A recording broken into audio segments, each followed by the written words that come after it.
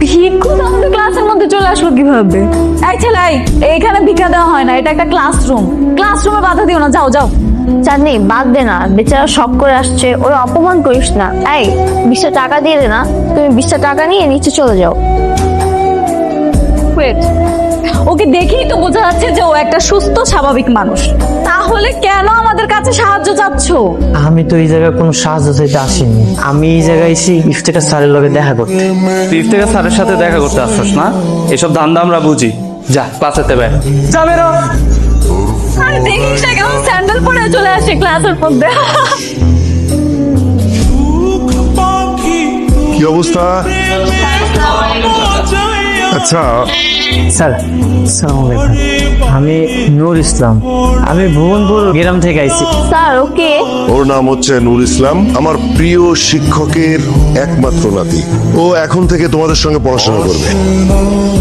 নূর, ও হচ্ছে আমার মেয়ে, ওর নাম চাঁদনি। চাঁদনি শোন, তুই বাসায় যাওয়ার সময় ওকে সঙ্গে করে নিয়ে যাবি, ঠিক আছে? আর আমার আরো একটা ক্লাস আছে, আমি শেষ করে আসছি। কিরে চাঁদনি, তুই না বলেছিলি তোর বাসায় খুব ব্রিলিয়েন্ট স্টুডেন্ট আসবে, তুই নাকি তার সাথে প্রেম করবি? এই তোর হবু বয়ফ্রেন্ড? আরে সমস্যা কোথায়? প্রেম কর, ভালোই তো মানাবে। ওর সাথে প্রেম করবো আমি? আমার কেন তোমার ঘৃণা লাগতেছে? একটু জীবনেও না। আমি তোকে আমার বাসায় নিয়ে যাব না। এই শোনো, তুমি কিন্তু আমার সাথে আমার বাসায় যাচ্ছ, মনে থাকবে তো? বাবু পড়ালেখা করবে। ওলে বাবা। চাঁদনি, এই চাঁদনি! এত জোরে জোরে চিৎকার দিচ্ছ কেন? মানে চাঁদনি চাঁদনি বলে সারা বাড়ি মাথায় তুলে নিচ্ছ কেন? কি হয়েছে? কি হয়েছে বাবা? তোকে কি বলেছিলাম? বাবা, তোমাকে একটা জিনিস বুঝতে হবে, এমন একটা খ্যাত ছেলের সাথে আমি একই রিক্সা করে আসবো, এটা তো আমি কল্পনাও করতে পারতেছি না। তখন তো খুব লাফালাফি করেছিলি, নাচানাচি করেছিলি, এই করবি সেই করবি, ও এলে খুব ভালো হবে। এখন কেন পছন্দ হচ্ছে না তোমার? কিন্তু আমি কি জানতাম বাবা কোত্থেকে একটা গাইয়া ছেলেকে নিয়ে আসবে? স্টুডেন্ট হিসেবে তোমার চেয়ে ও অনেক বেশি ব্রিলিয়ান্ট, আর ওর যে যোগ্যতা আছে সেটা তুমি কোনো দিনই অর্জন করতে পারবে না। হ্যাঁ হ্যাঁ, তোমাদের যেহেতু এত ভালো লাগতেছে তাহলে তোমরা মাথায় তুলে নাচো, আমাকে এগুলোর মধ্যে ডাকবে না। বাবা, তুমি ওর কথা কিছু মনে করো না, ওর একটু মাথা গরম তো, সবসময় অস্থির থাকে।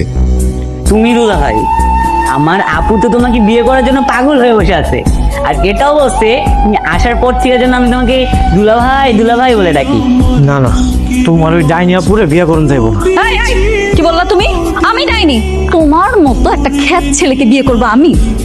এই, দাঁড়াইছিস কেন? তুই এর সাথে থাকতে থাকতে খ্যাত হয়ে যাবি, চল আয়। চাঁদনি যে তোমার পছন্দ করে ভালোবাসে, জানো এটা? না না, ও আমার পছন্দ করে না। তুমি তো আসলে একটা বোকা, মায়া চোখের ভাষা বুঝতে হয়, আর যার সাথে বেশি ঝগড়া করে তারই বেশি ভালোবাসে। এই যে এই দুইটা সুন্দর ফুল দিয়া ওরে প্রপোজ করো। চাঁদনি, তুমি যে আমার লগে প্রেম করতেছ এটা তো বাড়িতে কইলেই হইতো, সবার সামনে প্রপোজ করতে তো লজ্জা লাগে। I love you.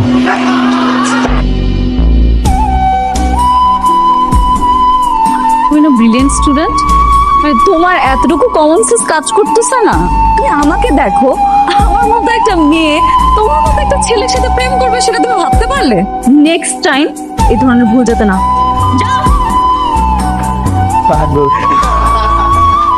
আরে মিয়া, তুই আসলে একটা গাদা, তোমার দিছিও গাদা বউ।